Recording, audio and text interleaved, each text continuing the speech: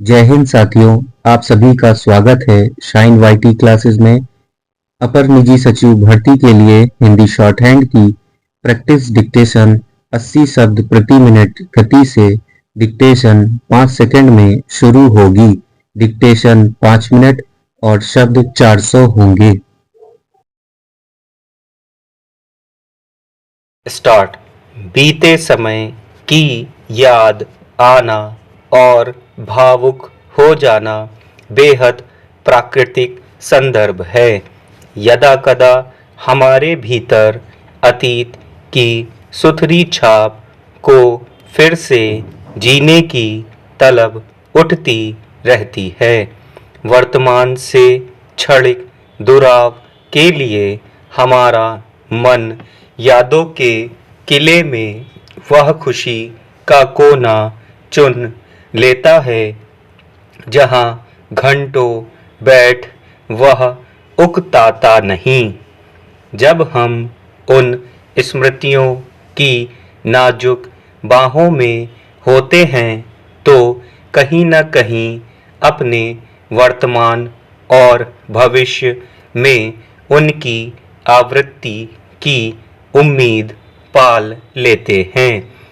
इसलिए यह जांचना अनिवार्य है कि कहीं हमारे सुखद अनुभव किसी भी तरह से दूषित तो नहीं, कहीं हमारा मन चीज़ों को टुकड़ों में याद करने के लिए बाध्य तो नहीं। गहराई से देखने पर मालूम होता है कि हम अपने जीवन के किसी विशेष कालखंड की एक तस्वीर गढ़ लेते हैं और उसी से उस दौर को याद करने की चेष्टा करते हैं।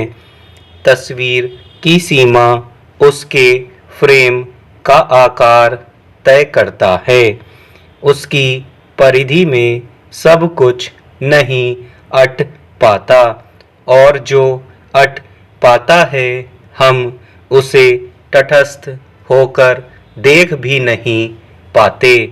नॉस्टैल्जिक या अतीत जीवी होते हुए तटस्थ हो पाना जटिल है, जबकि सामाजिक धारणाएं और परंपराएं समेकित रूप से कई लोगों के लिए अतीत जीविता का कारण बनती है।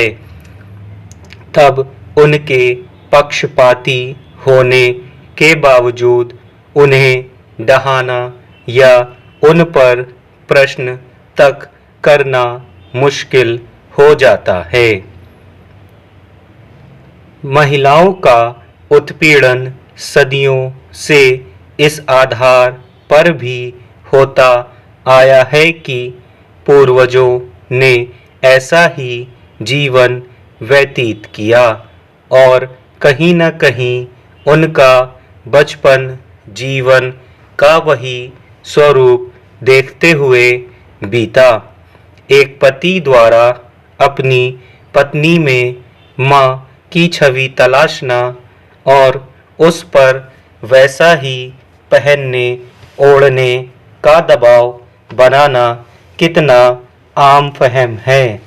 लोग यह कहते पाए गए हैं कि मेरी माँ हमेशा घर के बड़े पुरुषों के आगे माथे पर आंचल रखती थी और अपने जेठ से दूर रहती थी। वे अपनी जीवनसाथी के समक्ष अतीत जीविता में लपेटकर उत्पीड़न पेश करते हैं।